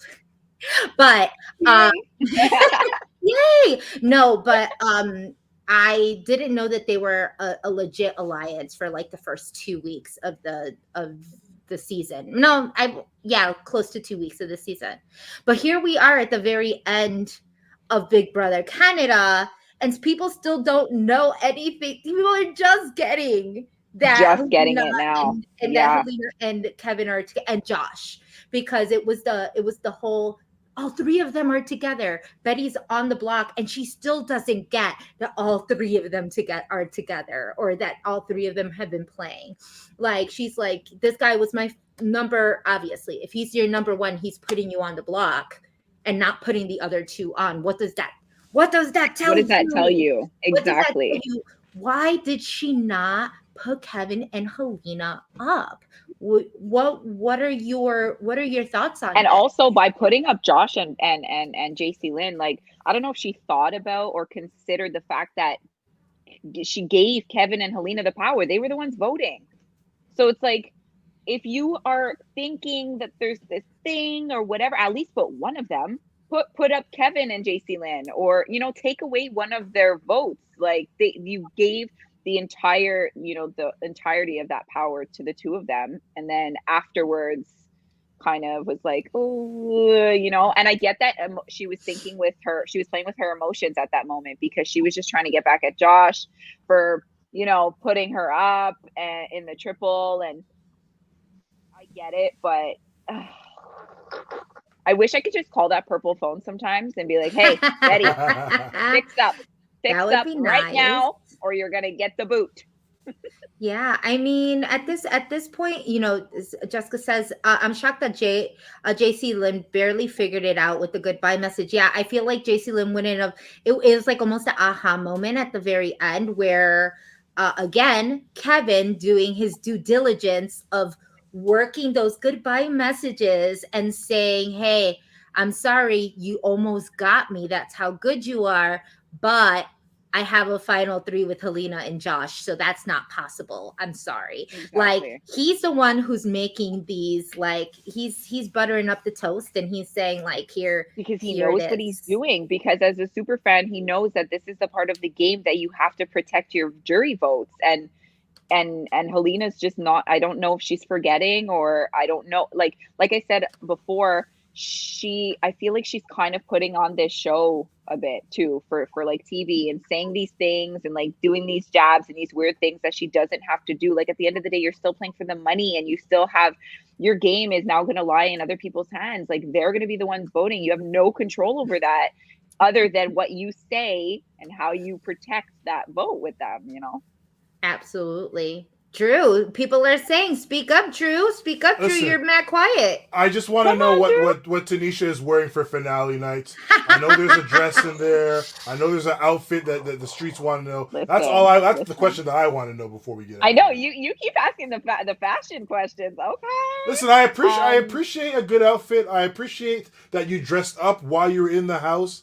Not everyone was getting their hair or makeup done. Not everyone is putting on the outfits or you know, putting on. They forget it's a TV show sometimes, and that there's a horrible lack of fashion there. And even I was telling Melina, like, I feel like we were robbed of some amazing outfits. Oh, absolutely.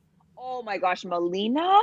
Oh, her outfits are like on 10 all the time, and so swagged out, like very eclectic, very, you know, hippie, and I loved everything about her style, and her use of color is insane. Seriously. Use of color. Oh, do you guys follow her on Instagram? Like, her reels, I'm obsessed with her outfit reels. Oh my gosh, love it. Absolutely. I watch them and I'm just like, how is she pulling this off? Like, and it looks good every single time. Who stacked in Florida says, Drew, stop lusting. Get out of here. I'm just asking.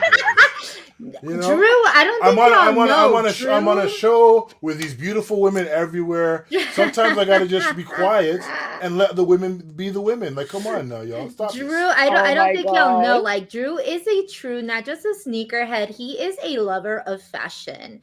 Look at all those sneakers behind him. I know. I see the boxes all the sneakers.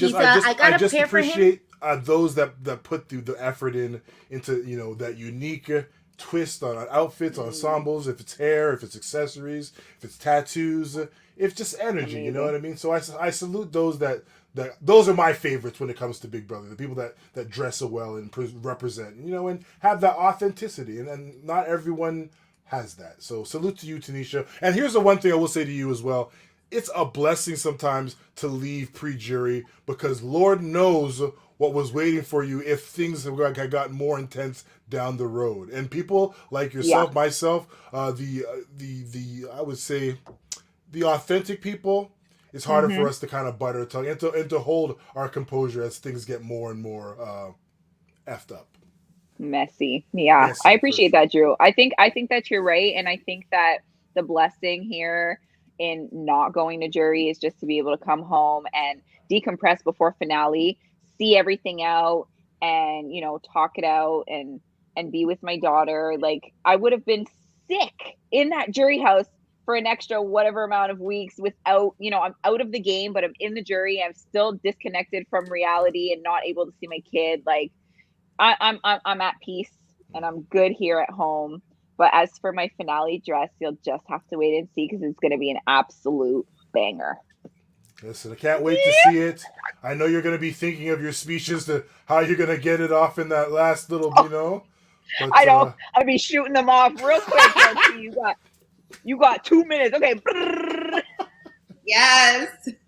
So we know, last year they didn't come in. Is everybody coming in for finale? Yeah. So that will be fun, because I believe this is going to be the first year in a couple that you all get together. Yes. Are you nervous? Are you excited? I'm excited. I'm super excited about it, and I just can't wait to see. I can't wait to see Summer. Oh my god, we cry. I cannot wait to see Summer and my squad, the alliance that never was, unfortunately. I want to hug them all. Like, I just want to give them all a big mama hug, and then I can't wait to meet all the rest of the alumni that's going to be there for the weekend in Niagara. We're going to turn up. I hope I remember what I did the next day. I'm right there with you, girl. I'm right there with you. Like, I've heard some things about Niagara weekend, and girl, what happens in Niagara stays in Niagara. That's always precisely. Drew is just like, what? Drew would know. He's like, it's been we haven't had a Niagara weekend since I've been, I think it's been like maybe 5 or 6 years. So this is something that they used to do. But I think there was a conversation where we just want to keep it alumni. I was never about that. I want to be with the people, with the streets. So I think we're definitely going to have a really good time. Fans, if you're watching this in Niagara, pull up. Having a wonderful event at Dragonfly. And also there's another one in Toronto. I'm not sure where in Toronto the party is. Probably for the best not to let you guys know, but not for that one. Yes, the Niagara one is at Dragonfly. So if anybody is in Canada, if anybody's in Canada, wants to hit up Niagara, wants to meet there's a flyer, a Dragonfly. There's going to be actually not even all of the house guests that are confirmed to be there are even on that flyer. So there's actually more people that are going to be in attendance at that event. So the Niagara one is definitely one to attend if you're in Canada.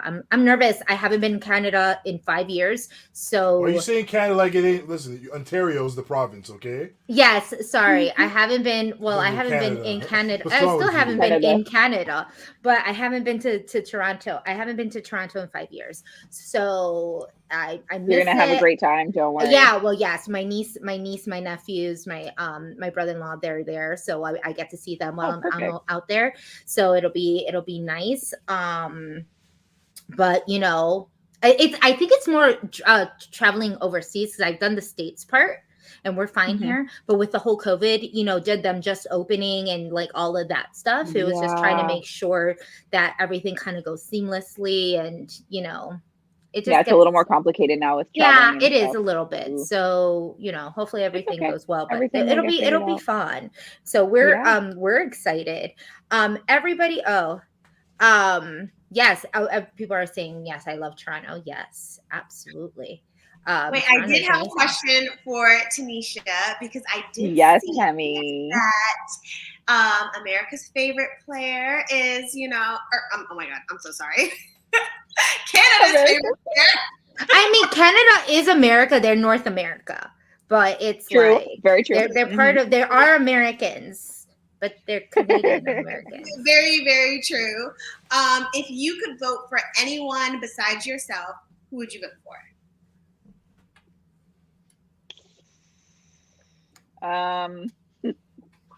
I would vote for Herman.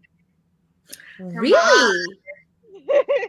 Really? You know, actually, there was a question. There was a question that someone had messaged, and they felt like, why was everybody so distrusting of Herman? I feel like in the game, people just like didn't. There was something off. You know what? There were some things that he did that kind of caused like, it was like question marks for him, because he would be, you know, he'd say that he was with our side, like the girls, and then he would go back to the boys' side and do some things, and then it would just be like a little weird, like he just made weird movements in the house. And especially with the week that Steph was evicted, we knew we were flipping the house to evict her. It was the plan. And he's like, you know, I might have to vote like with the other side just to like save face. And we're like, no, you don't need to do that. Like, just go with the plan, you know? And it's like just doing these little things that we kind of were like, are you with us or are you not? You can't have one foot in the door and one foot out. Like, if you're going to vote with us, like we're rocking out. So like, I think that it was just little things like that, but I knew deep down, like Herman was my boy. And even after I came out, so many people were like, you know, he campaigned for you. And like, they saw on the live feeds that he was really just, you know, going in and making pitches for me. And I appreciated that. So it was very temporary, that like doubt that was there. But I think Herman was going to really rock with us till the end for sure. Yeah. So I would vote for him as Canada's favorite player. If I couldn't vote for myself, but I definitely wanted to bring that up. Like, I see a lot of love here in the comments, and if you could vote for your girl, I would absolutely appreciate it. Yes. Yeah, I mean, everybody, I mean, there was just I think the hard part is there was just so many great characters. Like all of you did so great. The energy, whether or not you all come out being good friends or not, some of the relationships between all of you, like individually and then together, and even sometimes the battles against each other, were just like so interesting to watch, and they were just so great, you know. And to be quite honest, each and every one of you would, you know, with an exception of one or two, which I wouldn't name, but you know, like, do really I know, right? I wish that. There could be like several of us that could win. Absolutely. I remember saying that in the house too. I was like, oh, like I wish like 4 of us can win and split the 100K, you know. Yeah. I think easily a lot of people are saying that season 10 might be one of their favorite, you know, Canada seasons, just from the simple fact that there was that you all were just so very fluid in the way you played, in the way you got along. It was almost like, whoa, yo, they're so tight, but you all aren't playing with each other. Like you're not, it wasn't like you're so tight and you're also in an alliance. It's like you're so tight, but you're working with the other side, or there's other people that you're working with that you're not tight with. And so there was just a big mess of things. It was always something to talk about every week. So, y'all did your thing. Yes. I truly loved having conversations with everybody in there. Like, I never felt like there was ever a moment where it was like cliquey and people were kind of like, when you feel that like you don't want to walk into a room because there's a certain group of people that are there talking. Like, there was never that. I feel like as a house, we did get along very well, and it was very fluid, like you said. And I genuinely think that everybody that was a part of this cast, like, I'm sure they're great people. So I'll leave it at that. They're great people to some people. You know what I mean? Exactly. Great people. They're always gonna have people that are gonna think they're great people. And that's just life in general, right? You're gonna win some, you're not, people are gonna love you and people are gonna hate you just the same. So exactly, that's how it works, Anything else from this? Okay, so who do we think is going to win? Like, this is the last of it. Let's say, like, our predictions here. Who's gonna take this? Who do we think is gonna take this? Y'all, everybody in the chat, let us know. Fill it up with your thoughts of who's actually gonna win, who's gonna take it. Who wants to start? I'll jump out the window. Don't jump out the window. I'm going with Betty. I'm rocking with Betty. I think if she's able to find a rhythm or to solidify another win, I think she's in, and the jury will be like, you know what, Betty, I want. So that's who I want to win. So I'm all in with Betty. In the building. Yeah, business B. I'm definitely going. I'm rooting for Betty to win, and that's on period. Oh, period. Yes. How about you, Camille? Third, I definitely think Betty as well. Bouncing off something TYNESHA said earlier, Betty has some comp wins, and she has some clutch comp wins. So, and I feel like that is like my favorite thing to see in a player. Like, fuck a comp win, but if you can get a clutch, like, take yourself and get your safety when you needed it most, can't hate on that. Kevin has no Amen. Amen. He's second place. But Betty, I mean, I don't know if you guys have seen Kanye West's like docu-series on Netflix, but to take the words from Kanye West, she put all of the moves into action, and with God on her side, who can be against her? So. Ooh, yes. Okay. Love it. Damn. Well, you know what? Since this show is called Girl, Let's Agree to Disagree. No. I'm going to be the devil advocate here. Look, I said I love myself a Betty just like everybody loves Betty. I love so many face. of them. He's just waiting. Drew likes. It's the Listen, thing is like, I thought you were pro women. I thought you were pro women, oh, Jessica. Absolutely. Okay. Absolutely. Look at him, but like throwing me on the butt. Yes, of course I am. You know how I feel about that. Look, I am for a woman to win. Therefore, I would actually really love to see. Look, I'm about to say, hold on.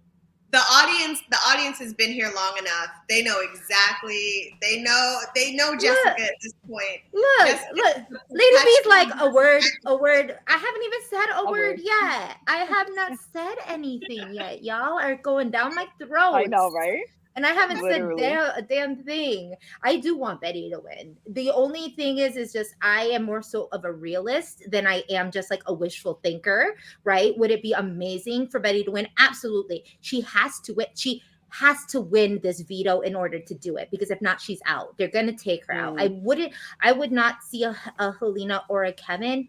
Well, maybe they would take a bet. Maybe they would take Betty. Who's to say that they wouldn't take Betty? Maybe at that point they would take Betty, unless Josh wins HOH. And if Josh wins HOH and Betty does not win that veto, then she's out. Because it's going to be either Helena or Kevin that's going to vote Betty out, because they're taking each other to final 3 for sure. So it would have to be a very clutch situation for Betty. What are you saying, Jessica? What are you saying, Jessica?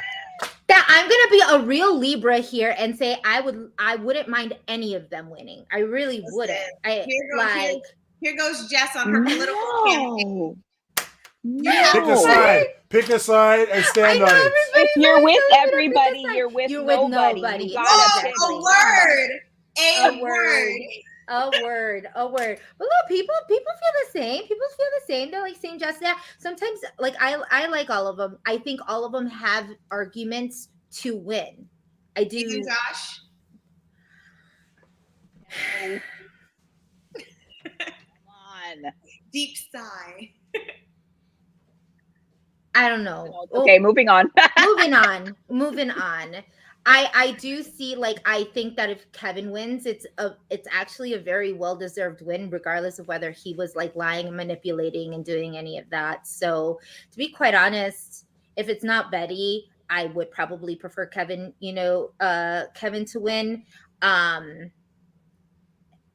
Helena just, I wanna like what she's doing, man. And I wanna not. And I want to put her right there with Kevin, but it's just like she's making it very hard, like it's just not. Somebody posted and tagged us on Twitter not too long ago saying that we're roasting or that, that we're shading Helena and Kevin, and that's not the case. I was like, that's not the case. We are literally talking about their gameplay, and if that's what their gameplay sounds like, then that's what their gameplay sounds like. Like, it's no shade to say that she made a savage goodbye message. That's not shade. That's what she did. And so it's one of those things that isn't going to win you that money. And I don't think that anybody would at this point. JC Lynn's going to go into jury and she's going to tell everybody about what Helena did. So at this point, she's probably just going to say, Kevin ran that. So I think that Kevin, unless they take out Kevin, which is Betty's, which is Josh and Betty's like major hope, I would love to see it. I want to see Josh win HOH. I want to see Betty, win that veto. I want to see Kevin out and have it be a Betty, Josh, Helena final 3. If they can manage it. But if they can't, then I want Kevin to win. Whoever takes out Kevin, whoever's able to make it happen and take out Kevin deserves to win. At this point, it won't be Helena, because she doesn't, unless she plans on really winning something and then taking Josh or Betty over Kevin, is the only way I will say Helena's there to win, not to just play partners, because sometimes you play partners, and it's like just us two together. It doesn't matter who wins first. It doesn't matter who wins second. That's how I feel Helena's playing. But Kevin's like, no, I'm taking this. And she's okay with being the back, in the back seat. So it's, I don't mind. She would deserve second. She deserves second all day, I know. I'm sorry that I can't be a ride or die bitch. I'm sorry. I just have too much love for everybody to just make it that simple. Somebody said Libras don't want to piss nobody off, and exactly, that's me, and that's me. I don't like pissing people. I see the goodness in everything. It's my fucking downfall. Look. Oh yes, it would be the Scorpio right here, up here, and the one down here probably be like, oh no, listen, I love that's not right. Listen.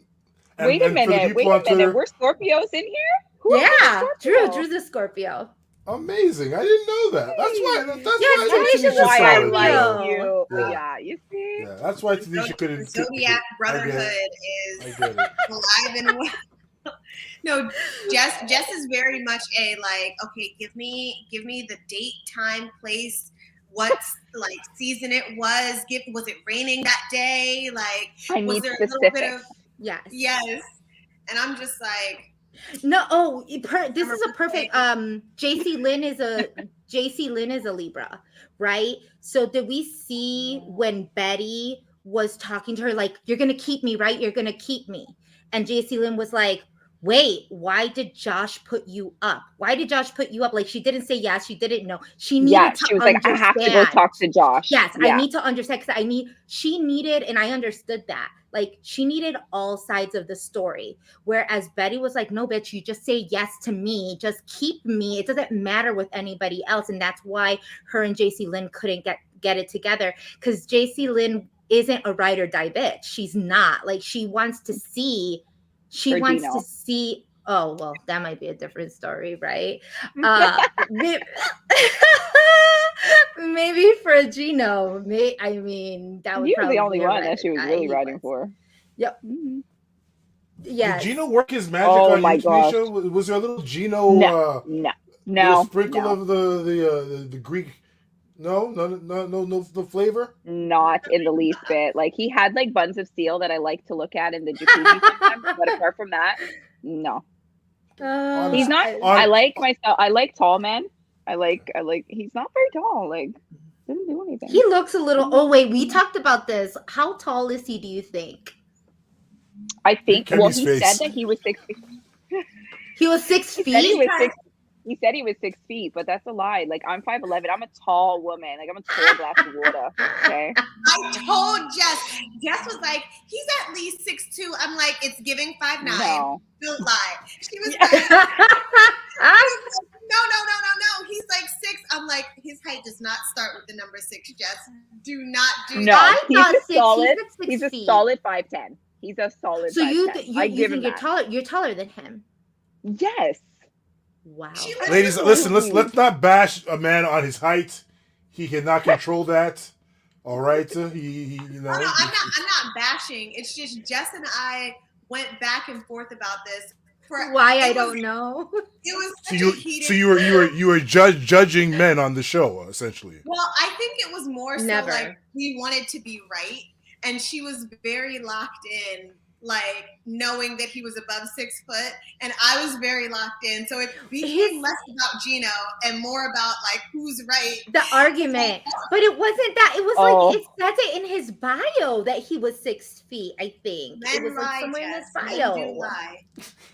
Men do lie. Moose tried to tell me that the reason why he's a half an inch shorter is because he had a disc taken out of a plate out of his back or some shit. And I'm like, boy, you're lying. Are you lying about a half an inch right now with something that, like a disc out your back? No, a vertebra. He said, when I was born, that's what he said, a vertebra. He goes, I was born with like a half an inch missing vertebra. Not missing inches. So it was missing since birth. Is that what it was? It wasn't that he just got shorter. It was that. It was like some sort of story around that. I'm gonna have to ask him again to repeat the story because I know it had something to do with his damn vertebra, and I couldn't remember. I can't remember exactly, but they were lying about their height. Herman was trying to stand on his tippy toes, like, I'm taller than you, T. I said, you better go right back down there where you came from, okay? Because you are not taller than me. Okay. He's well, like, so Herman is also shorty. Shorty. Yeah.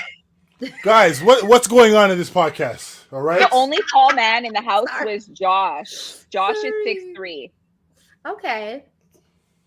And that's why he had a hold on everybody, right? Is that why because he was a 6'3" gorgeous doctor looking. The first night I walked down the stairs, I was transfixed. I said, who the hell is that? And then I went up into the question mark room with Summer and I was like, I think Josh is hitting on me. She said, girl, he is gay. And I'm like, wait, what? Yes. Not the only good looking man on the cast this season. I think he hurt every girl out there's dreams of just like everything. We were just like, well, I mean, we'll leave it at this. It says, but Libras are all about justice, and justice means Betty needs to win the game, Jess. So yeah, we'll leave it at that. I'm gonna, they call him Dr. Delicious. What's wrong with this? What's going on? This just changed. This podcast just changed, and I think we went a total different direction. So I think it's time to go to bed. Yeah, and I think Drew was like, what the hell did I start? with this. No, I just want to know what the streets were saying about Gino. That's all I wanted to know. Yeah, that's what he wanted to know. He started it, right? Drew started it. I know. It's a can of worms. You can't open that now at midnight. It's too much. We have to have a whole other podcast for that. I know, a whole right? other episode. That being said, Tanisha, stay there so that we can officially like say goodbye. But we're gonna say goodbye to our lovely chat room and the people here that are here with us. They were so amazing. I was expecting like some some negative shit, maybe some jabs. They were so nice. But Tanisha, there is something that I feel like has been skating by the entire time that I keep seeing in the chat, and I just want to bring it up because honestly, this is a safe space. What is the snort laugh?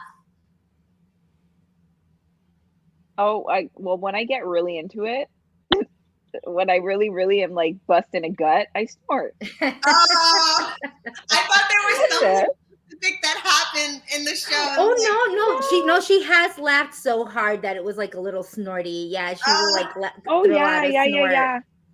Oh yeah, I'm a snorter when I laugh for sure. I thought you were gonna ask me something about Jess because I feel like people kept trying to get the tea on the Jess situation, but I snort when I laugh. I mean, first of all, here to you, because I remember, I mean, it was very memorable when you left and you said, and by the way, my name is Tanisha. It's important for people, for people's names, for you to get people's names right. So yes, and you're correct. And you said Tanisha. Did she do that more than once, or was that just like a one-time thing, or could she not get your name right? No, it was one time. It's the reason why I did that going out is, well, first of all, I wanted to leave with a little spice because I was so nice the whole time. Like, just take the fire and like leave it alone. Let me have my moment of like being a little spicy on my exit. But I wanted to do that, and also I did want to just make it a point to say that names are important because they were the ones that told me in the beginning of the season that, would you rather me call you Tanisha or T? And I said, well, a lot of people mess up my name. I get Felicia a lot. I get, people just mispronounce my name. I said, so T is totally fine because I don't want to have to keep correcting people and whatnot.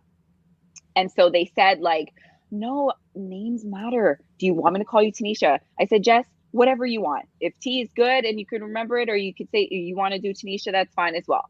So we agreed that T was going to be it, and everyone was calling me T. It's fine.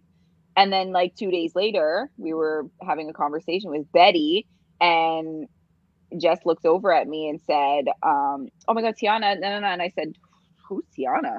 And I kind of like looked around. I'm like, this must be another person of the cast that I didn't meet yet, but and then they were really, I mean, in the moment, they were very like, oh my gosh, like, why the hell did I even say that? I'm so sorry. Like, and did apologize in that moment. But like, I feel like I just brushed it off and I was like, oh, it's fine. But it lingered a bit, I didn't really address it like I wanted to in the moment. I didn't really know this person. We're day 3. Like, am I going to start a riot over not saying my name? It was like kind of like that. So by the time I was getting evicted, I'm like, I'm about to bring it up now and you're going to take it, and whether you like it or not. And that's what it was. Yeah. But now we're good. Like, I gave you all the tea, but we did speak afterwards. We addressed that situation. They took responsibility and ownership for it and apologized again. I apologized for things that I might have done as well on my end that maybe, like, especially with their pronouns, it's very difficult. It's not something that everybody is used to. And I did openly mess up about like the pronouns a couple of times. So I said I was sorry about that. It's very new for me. And we squashed it. And we talk every so often and catch up on episodes and stuff. So we're all good. Like, there's no beef here. I'm a very peaceful person. Good. I like that. That's, yeah. We can tell that. Like, everyone in the chat can tell that. Like, you're literally a sweetheart. We loved having you on. I know. Thanks. Yes, absolutely. People said I wasn't made out for BB. I was too pure to be in that house. It, but it now it kind of stains you just a little bit, where now you have that newfound go fuck yourself freedom of like just telling people off. Yes. oh my God, I love it. I'm like, who is this person? Like, I love it. I know I do. I really like that. Yeah, you definitely become a little bit of a different person. Have you guys seen those memes on Twitter that's like, you think you can hurt me? I'm a Taurus. Like, you think you can hurt me? Oh yeah, they stabbed you, did you? Literally, that's us now. Like, you think you can hurt me? I was on Big Brother. Like nothing can hurt me anymore at this point. Yeah, or though I think Brayden did one like that too, but I would be like, did you just stab me? Did you just stab me? I'm from Big Brother. That didn't hurt. Right? Yeah. Like we're just, nothing can penetrate our skin now. We're built for life. We're strong as shit. No, we are. But yes, thank you for coming so much. For everybody who's out there, thank you for staying with us. It was a long conversation. This again is our very last one for we think the season. If not, we bring some people back. Come back, like, subscribe, click to receive those notifications so that you know the next time we have either someone that we'll talk game to. If not, then the next time you're gonna see us is during Big Brother US season.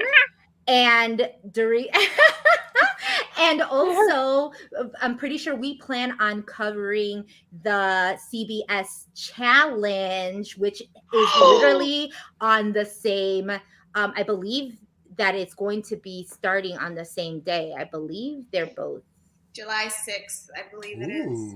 Yes, I believe it's July 6th. So we're going to get it all together so we can come back. TYNESHA, if you're going to watch it, girl, you got come back with us, recap an episode with us. Absolutely. Do it because we would love you. We would love for you to.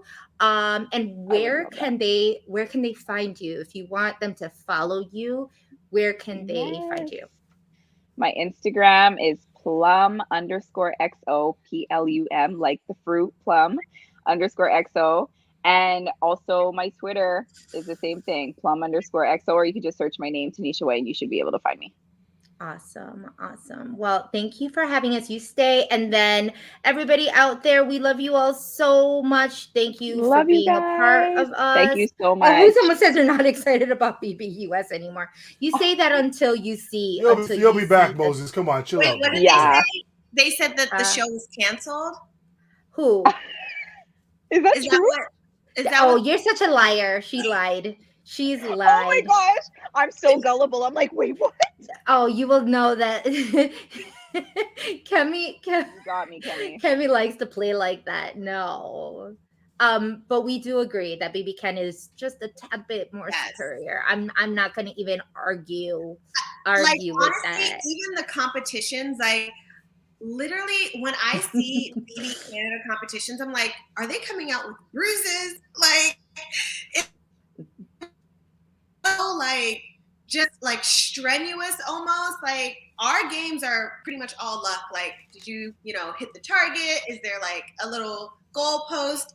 You guys, I feel like you break a sweat in like half of your competition. So shout out to that 5-hour wall holding onto the wall for 5 hours, like just a couple weeks ago, that was just wild. It's it's just like y'all just, it's different. I feel like y'all is just different. We'll just leave it at that. It's definitely for another conversation. But thank you all, everybody. We love you all so much. Drew, you're quiet. You want to say anything? No, listen. I'm grateful to be sharing this space with some beautiful women that I respect and admire. So thank you for allowing me to have a role in this conversation, ladies. Oh, thank you. Was that quiet? There's too many of us, guys. I want to let the ladies speak. Can't be yelling and screaming. There's nothing that wrong is very gentleman-like of you to do that. Plus, it's about TYNESHA tonight, guys. Like, y'all, come on now. We got TYNESHA here. We gotta let the people speak. Come on now. Such a gentleman. That being said, we love you all. We will